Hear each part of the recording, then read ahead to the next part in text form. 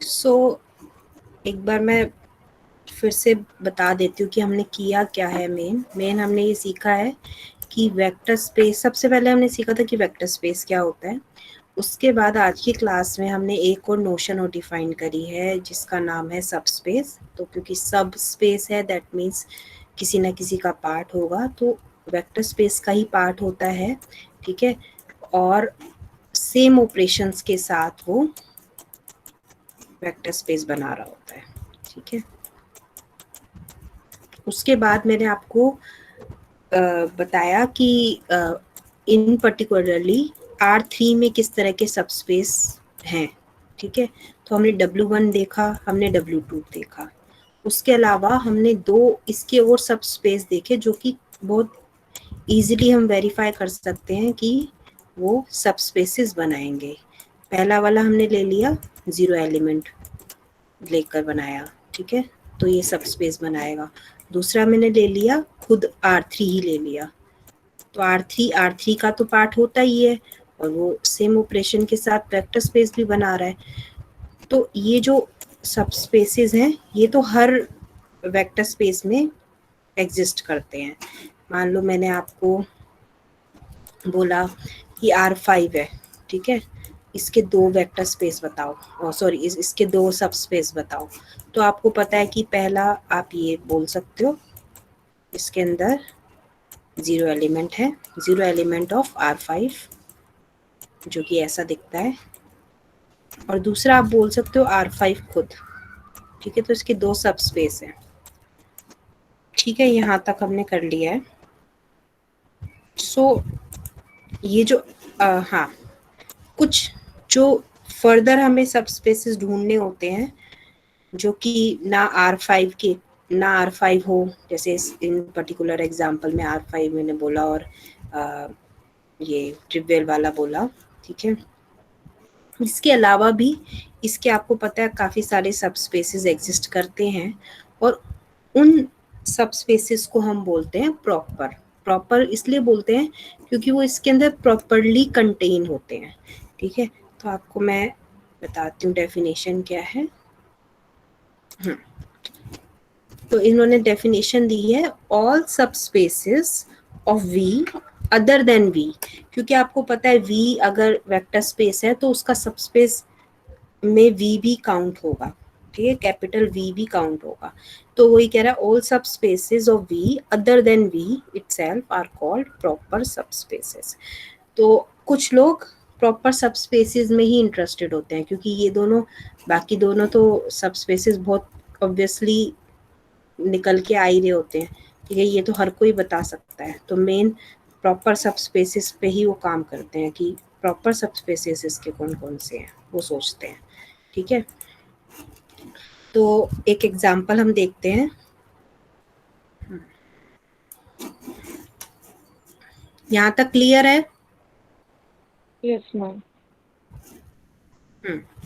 तो हमने जब वेक्टर स्पेस पढ़ा था तो मैंने आपको उसमें एग्जांपल कराए थे, तो उसमें एग्जांपल हमने मैट्रिसेस वाला कर लिया था। देन एग्जांपल नंबर जो 5th था, एक मिनट,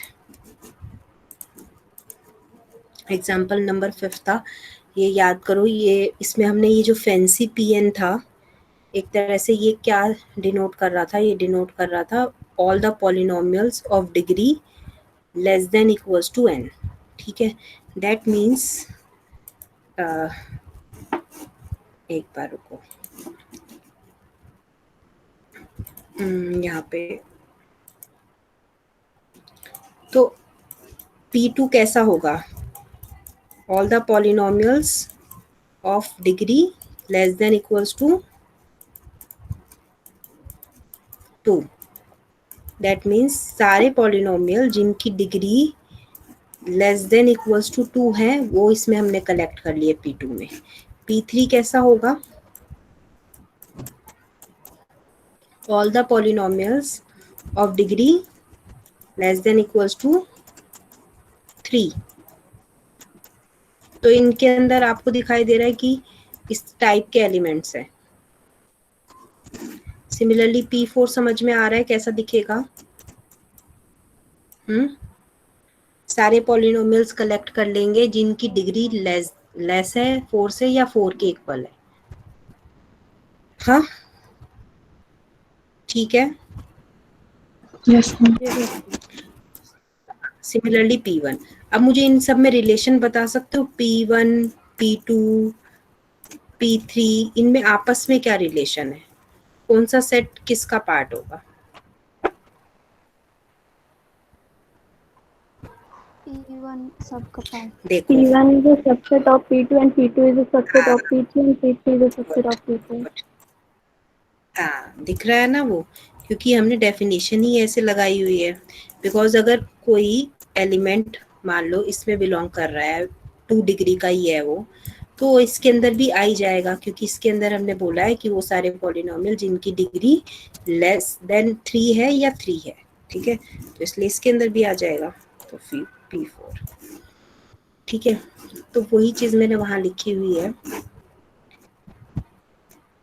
यहाँ पे नोट्स में। P नोट से मेरा मतलब है कांस्टेंट वाला, ठीक है, तो जिसकी डिग्री बेसिकली 0 है, ठीक है।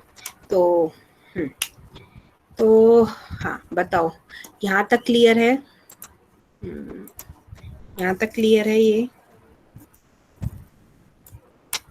ये जो मैंने लिखी हुई है चेन, हाँ, उसके बाद आगे फर्दर चेन ऐसे चलती है। This is contained in P। P याद करो, वहीं पे हमने डिफाइन किया था। मैं एक बार दोबारा दिखा देती हूँ डेफिनेशन में। P आगे हमने डिफाइन किया था, हाँ, P is the set of all polynomial, that means उसके अंदर सारे पॉलिनोमियल है। तो सबसे बिगर सेट क्या बन गया? P बन गया, ठीक है। तो इसलिए कंटेन्ड इन P हो गया, P के अंदर सारे पॉलिनोमियल है। फिर आगे देखो, मैंने एक और सेट डिफाइन करा हुआ है, उसके अंदर क्या है? डिफरेंशिएबल रियल वैल्यूड फंक्शन है, ठीक है। जितने भी फंक्शन जो डिफरेंशिएबल होते हैं वो सारे फंक्शंस उसके अंदर है। आगे में फर्दर मैंने क्या डिफाइन किया हुआ है? कॉन्टिन्यूस फंक्शंस, ठीक है। तो और उसके फर्दर मैंने क्या डिफाइन किया हुआ है? ऑल फंक्शंस और रियल वैल्यू फंक्शंस, ठीक है। कंटेनमेंट क्लियर है? आपको पता है कि जो पॉलिनोमियल होता है वो डिफरेंशिएबल होता है, इसकी वजह से ये कंटेनमेंट आई है। आपको पता है जो डिफरेंशिएबल फंक्शन होता है वो कॉन्टिन्यूस होता है, तो इसकी वजह से ये कंटेनमेंट आई है। कॉन्टिन्यूस फंक्शन जो होगा वो कंटेन्ड होगा सारे फंक्शंस में, क्योंकि ये ऑल रियल वैल्यूड फंक्शन है, जितने भी हैं, चाहे कॉन्टिन्यूस है चाहे डिसकंटिन्यूस है, सारे इकट्ठे कर लिए। तो ये कंटेनमेंट क्लियर है? और ये जो ये चीज है ना, डिफरेंशिएबल फंक्शन कॉन्टिन्यूस होता है, ये आपने कैलकुलस में भी पढ़ा था और उसमें भी पढ़ा था, 11th 12th में भी पढ़ा होगा, जब आपने डिफरेंशिएबल फंक्शन पढ़े होंगे। वहाँ पर एक थ्योरम होती थी, मतलब एटलीस्ट उसकी स्टेटमेंट इंपॉर्टेंट होती है कि डिफरेंशिएबल फंक्शन जो होते हैं वो कॉन्टिन्यूस होते हैं, ठीक है। Yes ma'am.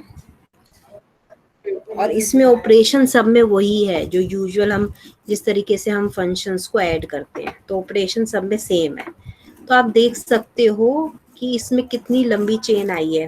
बेसिकली अगर मैं F से डिनोट करूं, F सबसे बड़ा स्पेस है F, ठीक है। उससे छोटा स्पेस, उसका सब स्पेस है C, उसका सब स्पेस है D, D का सब स्पेस है P, P का सब स्पेस है P2, P2 का सब स्पेस है P1, P1 का सब स्पेस है P नॉट। तो ये कितनी लंबी चेन है, ठीक है। तो यहाँ पे मैंने कंटेनमेंट भी बनाया हुआ है ऐसे करके, लेकिन यहाँ पर मैंने सारा नहीं बनाया हुआ, आप उसको कर सकते हो कि ये सबसे बड़ा जो है वो F है, फिर उससे छोटा है जो है वो C वाला है। C से मेरा मतलब है, मैंने यहाँ पे डिनोट कर दिया है, C से क्या मतलब है मेरा? C से मेरा मतलब है continuous real value functions, D से मेरा मतलब है डिफरेंशिएबल रियल वैल्यू फंक्शंस, ठीक है। तो अगर आपसे कोई पूछे कि कैपिटल F जो है उसका कोई प्रॉपर सबस्पेस बताओ, तो इनमें से कोई भी एक नाम ले दोगे? P1, P या D या C, ये जो सारे हैं इसके प्रॉपर सबस्पेस हैं।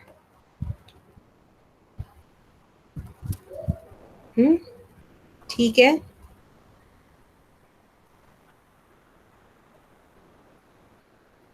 यस और नो बोलो।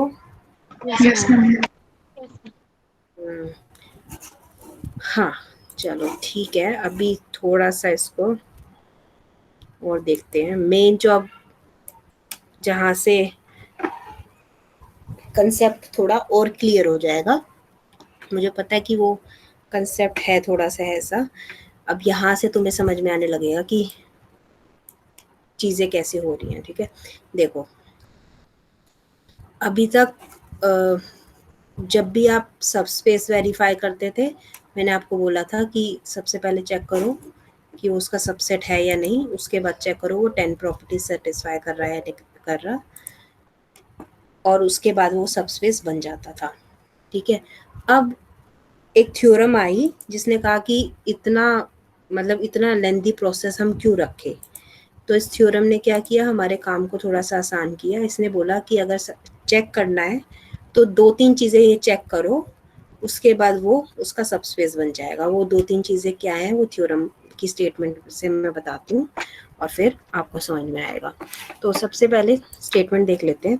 Late V be the vector space, W be the non empty subset of V। तो नॉन एम्प्टी इंपॉर्टेंट है, सबसेट ऑफ V। हाँ, सेम ऑपरेशन को यूज करके W सबस्पेस बनेगा V का इफ एंड ओनली इफ अगर W close under vector addition है और स्केलर मल्टीप्लिकेशन है।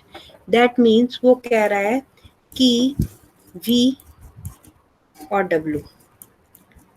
W जो है सो सबसेट है V का, नॉन एम्प्टी सबसेट है। ठीक है, तो W का सबस्पेस बन जाएगा वो W सबस्पेस बन जाएगा V का अगर वो closed under vector addition and scalar multiplication है।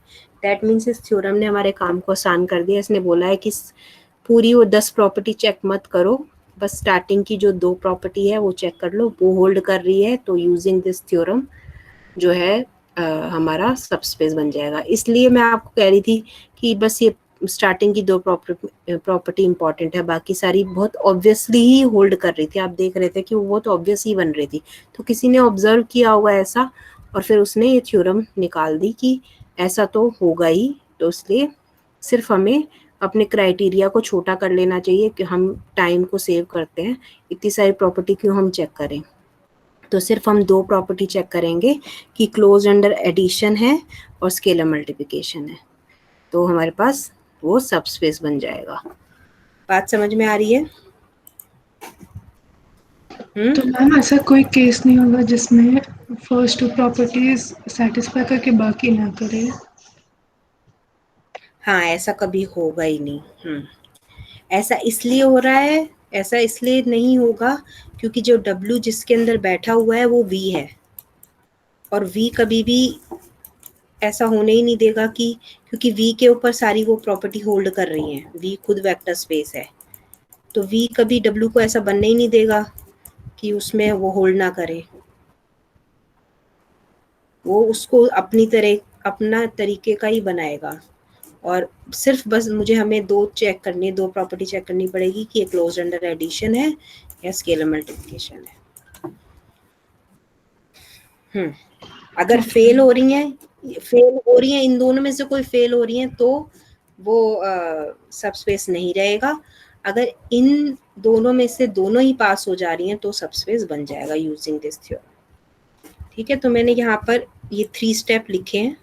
ये 3 स्टेप अब आपको देखो, जब मैंने इंट्रोड्यूस किया था कंसेप्ट तो इतना मैंने डीपली फिर उसको बताया था। अब आपको ये थोड़ा इजी लगेगा कंसेप्ट। अभी जब हम इसके क्वेश्चन करेंगे तो हमें बस 3 स्टेप चेक करने हैं। सबसे पहले नॉन एम्प्टी, दूसरा हमें चेक करना है कि अगर मैं 2 एलिमेंट ले रही हूँ तो उसका सम उसके अंदर जाना चाहिए। तीसरा हमें चेक करना है कि मैं अगर एक एलिमेंट ले रही हूँ, दूसरा एलिमेंट में स्केलर ले रही हूँ, तो उनका स्केलर मल्टीप्लिकेशन उसके अंदर जाना चाहिए। ठीक है, तो ये 3 स्टेप हमें चेक करने हैं। अगर ये होल्ड कर जाते हैं तो W सबस्पेस बन जाएगा V का, अदरवाइज नहीं बनेगा। ठीक है, करें इससे रिलेटेड एग्जाम्पल।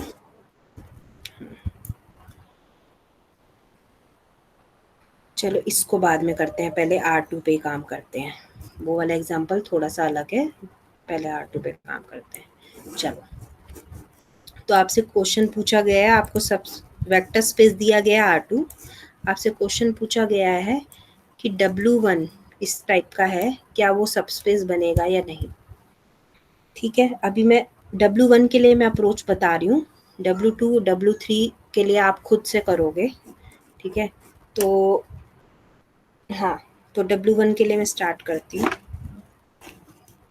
W1 को अच्छे से देख लो कैसा दिख रहा है। W1 के अंदर 2 टपल हैं, क्योंकि R2 पे काम कर रहे हो ना आप, तो 2 टपल हैं such that sum of these 2 coordinate is 0। ठीक है, W1 में ऐसे एलिमेंट है, इसको मैं प्रॉपर लिख के करते हैं इसको।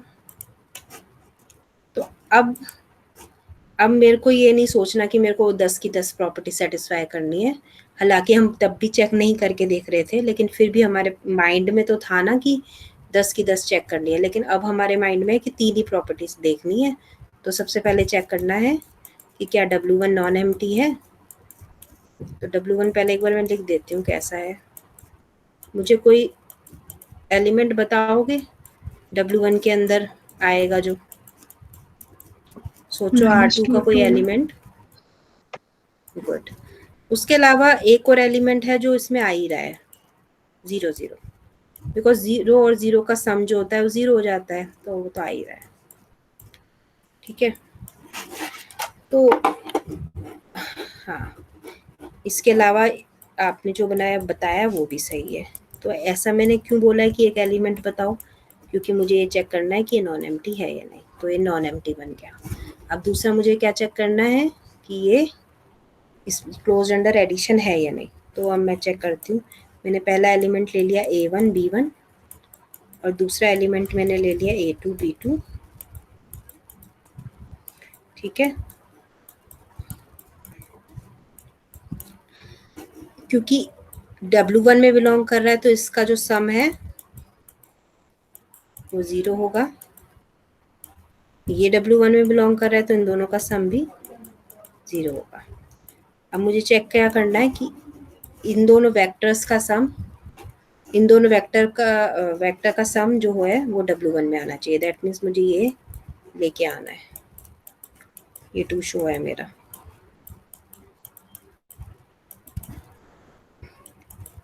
टू शो है या टू चेक है, ठीक है, जरूरी नहीं है।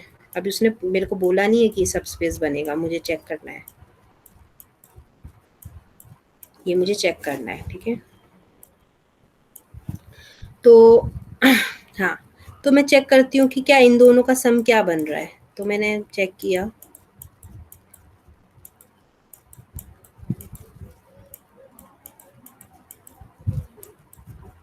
और क्योंकि ये दोनों का सम 0 था और इन दोनों का सम 0 था, तो इसलिए इसका सम क्या आ गया, 0। 0। That means first and second coordinate का सम 0 आ गया, दैट मीन्स ये बिलोंग कर गया। तो this is close under vector addition. Check करो कि क्लोज अंडर स्केलर मल्टीप्लिकेशन है या नहीं। तो उसके लिए क्या चेक करना है, ए बी आपने ले लिया W1 में, चेक करना है कि, और अल्फा आपने लिया रियल लाइन में, आपको चेक करना है कि alpha times of A B W1 में जा रहा है नहीं जा रहा, तो चेक है ये। ठीक है, तो इसको देखोगे, अल्फा ए अल्फा बी, अब चेक करना है, दैट मीन्स इसका सम चेक करोगे, सम इसका आ जाएगा, ये अल्फा कॉमन ले लोगे ए plus B.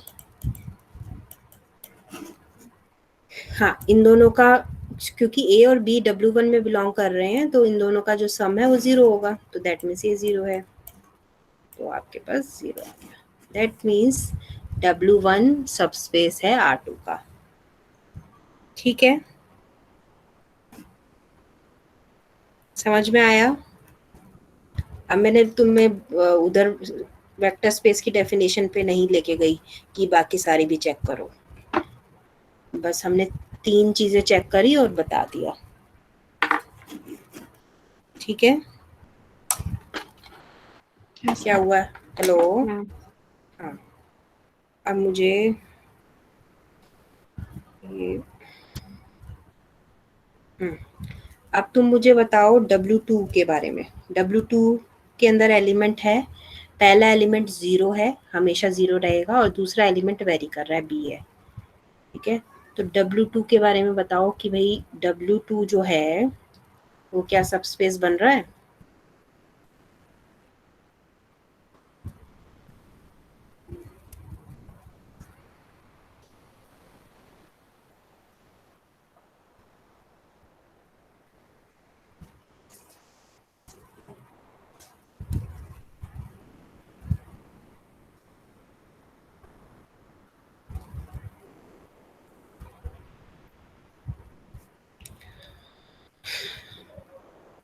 Yes ma'am.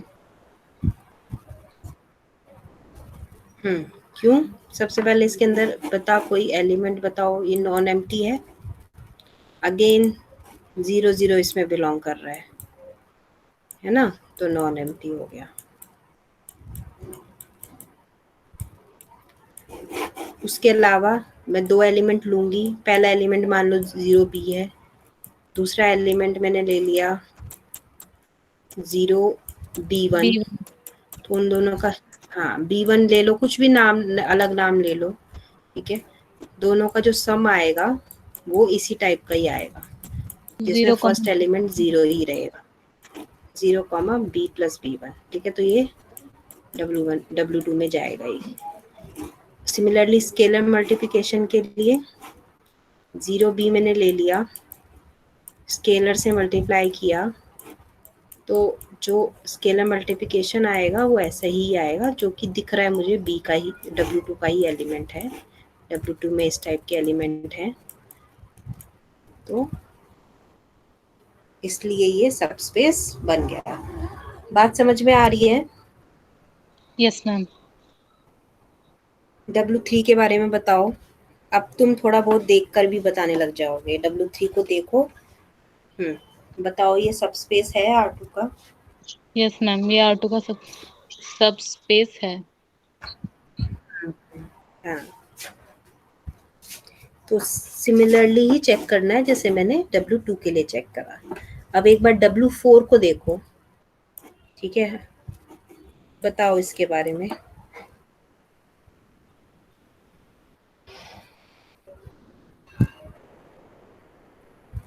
W4 और W1 में एक माइनर सा ही डिफरेंस है, यहाँ पे 0 लिखा हुआ था, यहाँ पे 1 लिखा हुआ है, ठीक है, लेकिन एक बार करो इसको, पेपर पेन से करो, फिर तुम्हें पता चलेगा इस डिफरेंस की वजह से क्या हो गया है।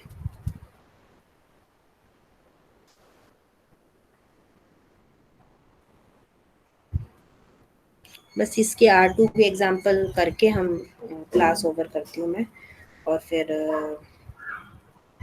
ये अटेंडेंस लेती हूँ।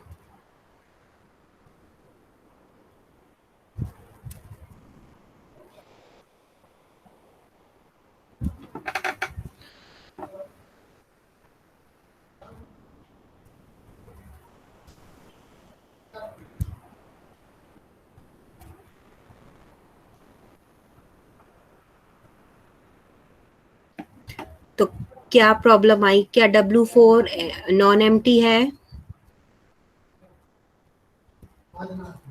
नो।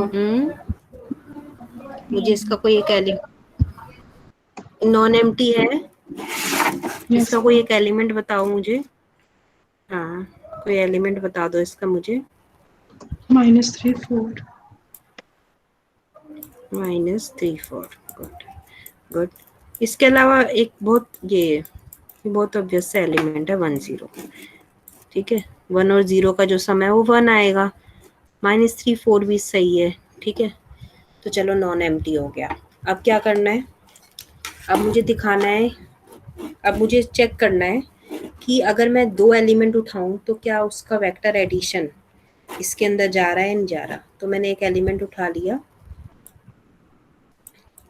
A1 B1 और दूसरा एलिमेंट उठा लिया A2 B2। ठीक है, ये हमारे पास W4 का एलिमेंट हो गया। क्योंकि W4 का एलिमेंट है तो दैट मीन्स इन दोनों का जो सम होगा वो क्या होगा 1।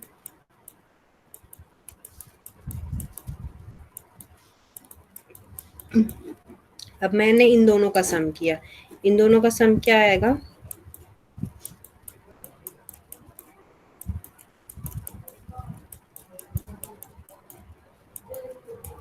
अब मेरे पास 2 चेक के लिए क्या है,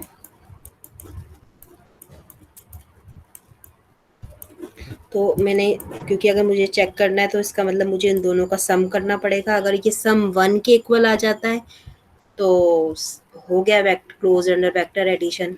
तो अब मैं चेक करती हूँ,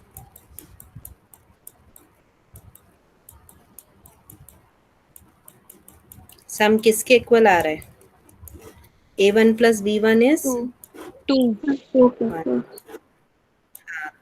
A2 plus B2 is 1, 1 plus 1 is 2, सम आ रहा है 2।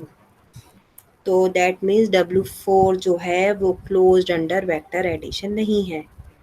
दैट मीन्स यहीं पर प्रॉपर्टी फेल हो गई। आगे स्केलर मल्टीप्लिकेशन के लिए क्यों चेक करें हम, यही फेल हो गई, क्योंकि ये तो इम्पोर्टेंट प्रॉपर्टी थी, तो स्केलर के लिए नहीं चेक करना। लेकिन एक काम कर देना है, ये तो हमने इन जनरल दिखाया है ना, इसको किसी पर्टिकुलर एग्जाम्पल के लिए भी दिखा देना है उस वक्त। तो ये देखो, ये बिलोंग कर रहा था, अभी एक बच्चे ने एग्जाम्पल बोला था कि ये बिलोंग कर रहा है और ये भी बिलोंग कर रहा है, तो इन दोनों का सम क्या आ जाएगा, इसका सम आ जाएगा -2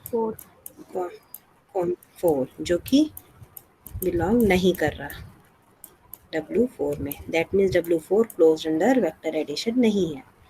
ठीक है, क्योंकि जब भी कुछ चीज़ डिस्प्रूव करनी होती है ना, तो हम एग्जाम्पल लेते हैं, एग्जाम्पल मतलब पर्टिकुलर नंबर्स लेते हैं, तो वो सही रहता है। हालांकि हमने पूरा प्रॉपर प्रोसेस से भी देख लिया कि ये नहीं आ रहा। ठीक है, इनफैक्ट यहाँ पर कुछ भी नॉन ज़ीरो नंबर होगा 5 6 1000, तो आप देखोगे ये सबस्पेस नहीं बनाएगा। बस ये सबस्पेस कब बनाएगा, जब यहाँ पर नंबर होगा हमारा 0, उसके अलावा इस नहीं बनाएगा। ठीक है, बट अबाउट W5,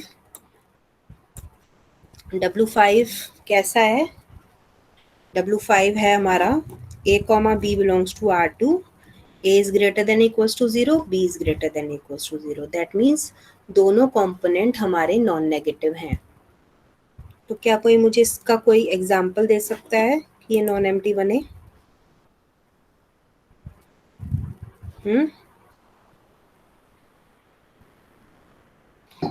0,0 0,0 या 1,0 या 0,1, तो इसके अंदर ये नॉन एम्प्टी हो गया। What about vector addition? Vector addition आप देखोगे इसमें इजीली हो जाएगा, बिकॉज A1, B1 और A2, B2 ले रही हूँ मैं। ठीक है, ये भी W1 का पार्ट है, ये भी W5 का पार्ट है, ये भी W5 का पार्ट है। क्योंकि ये W5 का पार्ट है तो A1 is greater than equals to 0, B1 is greater than equals to 0। क्योंकि ये W5 का पार्ट है, A2 भी बड़ा है 0 से और B2 भी बड़ा है 0 से। अब मैं इनका सम देखती हूँ, इसका सम आ जाएगा A1 plus A2 B1 plus B2। क्या ये W5 का पार्ट है? W5 का पार्ट होने के लिए इसको ग्रेटर देन इक्वल्स टू 0 होना है और इसको भी ग्रेटर देन इक्वल्स टू 0 होना है। क्या ये दोनों ग्रेटर देन इक्वल्स टू 0 होंगे? Yes ma'am. ये होंगे बिकॉज A1 जो है वो ग्रेटर देन इक्वल्स टू 0 है, नॉन नेगेटिव है, A2 भी नॉन, इनफैक्ट ये सारे कंपोनेंट नॉन नेगेटिव है, तो इनका जो सम होगा मतलब A1 plus A2 non negative आएगा, B1 plus B2 non negative आएगा। अब सोचो स्केलर मल्टीप्लिकेशन के बारे में। स्केलर मल्टीप्लिकेशन में हम क्या करते हैं, ए बी मैंने ले लिया W5 में, अल्फा मैंने ले लिया रियल। रियल। चेक करना है कि अल्फा ए बी जो है वो W5 में आएगा या नहीं आएगा। That means alpha A alpha B W5 में आएंगे या नहीं आएंगे। अब क्योंकि ए बी जो है वो W5 में है तो A B greater than equals to 0 होगा और बी भी ग्रेटर देन इक्वल्स टू 0 होगा प्रॉपर्टी से। W5 के अंदर ऐसे ही एलिमेंट है, ठीक है। तो अल्फा रियल नंबर है, तो व्हाट अबाउट अल्फा ए और अल्फा बी। अगर ए ग्रेटर देन 0 है और अल्फा एक रियल नंबर है तो अल्फा ए के बारे में हम क्या कह सकते हैं? कुछ हाँ, भी हो सकता है, Is not also real. necessarily greater than 0. तो यही है कि अल्फा देखो, जैसे अल्फा मान लो मैंने ए मेरा ये एलिमेंट है तो 25 ले लिया, W5 में बिलोंग कर रहा है, नॉन नेगेटिव है ना। और अल्फा मान लो मैंने -2 ले लिया, तो -2 को जब मैं इससे मल्टीप्लाई करूंगी तो मेरे पास आंसर क्या आएगा, -4 एंड -10। क्या ये W5 में जा रहा है? No, ma'am. No, ma'am. तो दैट मीन्स यहाँ पर क्या फेल हो गया, स्केलर मल्टीप्लिकेशन फेल हो गया, ठीक है। तो इसका मतलब ये भी सबस्पेस नहीं बना, ठीक है। तो ये W4 भी नहीं बना था, W5 भी नहीं बना, W6 के बारे में सोचो। W6 में वो सारे एलिमेंट हैं जो कि इंटीजर्स हैं, ए और बी दोनों इंटीजर हैं। स्केलर मल्टीप्लिकेशन W6 में फेल हो जाएगा। क्योंकि अल्फा रियल नंबर है और रियल नंबर को जब इंटीजर से मल्टीप्लाई करेंगे तो हम ये एश्योर नहीं कर सकते हैं कि आंसर इंटीजर ही आएगा। तो सेम चीज़ की वजह से, जैसे फॉर एग्जांपल मैंने एग्जांपल जरूर ले लेना इसमें, जैसे मैंने मान लो 1 3 ले लिया, ठीक है, 1 3 दोनों इंटीजर हैं, तो ये हमारा W6 का पार्ट है।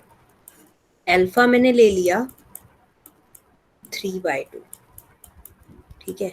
जब मैं 3/2 को 1 3 से मल्टीप्लाई करूंगी तो मेरे पास आ जाएगा 3/2 9/2। क्या ये इंटीजर हैं? नहीं, तो ये तो W6 में नहीं जा रहे हैं, तो ये क्लोज्ड स्केलर मल्टीप्लिकेशन यहाँ फेल हो गया। ठीक है, तो इस टाइप के ही एग्जाम्पल हम आगे भी करेंगे। अभी मैं अटेंडेंस ले लेती हूँ। किसी को कुछ डाउट है तो अभी पूछ लेना, इतने मैं अटेंडेंस लेती हूँ। रुको।